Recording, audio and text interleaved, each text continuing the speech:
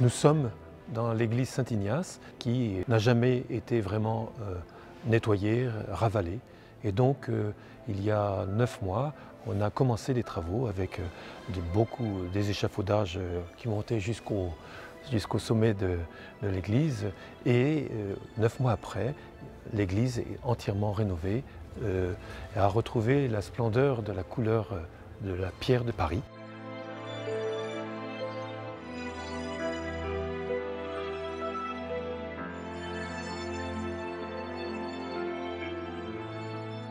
Alors pour ce qui concerne les techniques de ravalement, les architectes ont pris la technique du peeling, qui est de projeter sur la pierre et fait qu'on trouve tout de suite quelque chose de magnifiquement blanc.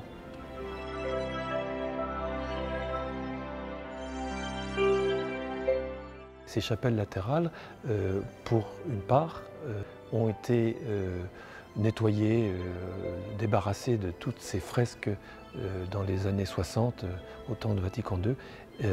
Et elles n'étaient pas belles, elles étaient sales. Et alors l'idée était de les mettre dans une teinte rouge bordeaux, qui fait contraste avec le blanc de la nef centrale.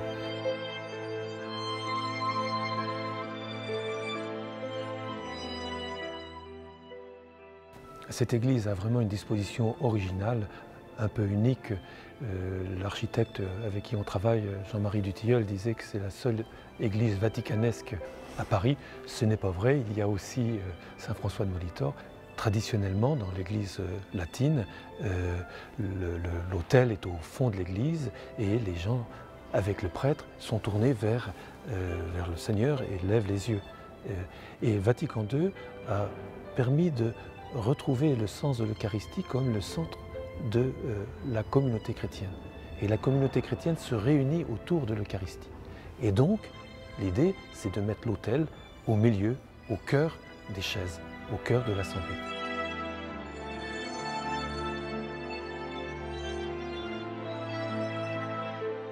Nous avons supprimé les marches qui montaient au chœur.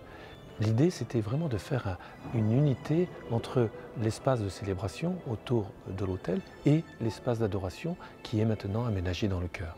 Et un plan incliné permet de passer de l'un à l'autre de manière douce et simple. Et en tout cas, les personnes qui voient cela nous disent que c'est formidable.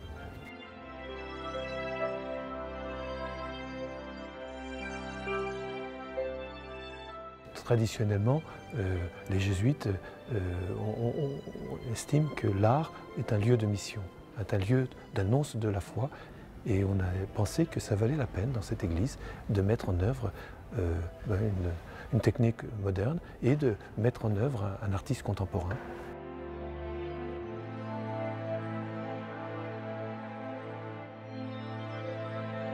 Il fallait penser la lumière tout autrement. Et c'est pourquoi ils ont demandé à cet artiste, Patrick Rimou, qui est connu dans le monde de la lumière, connu internationalement, et qui nous a fait un projet magnifique. Alors le mystère ici, c'est le peuple de Dieu, le peuple des croyants, qui entre ou qui sort dans une église et qui se met en marche. Alors chacune des petits traits que l'on voit dans les vitraux, dans les verres de lumière, représente un croyant. Il y en a 600.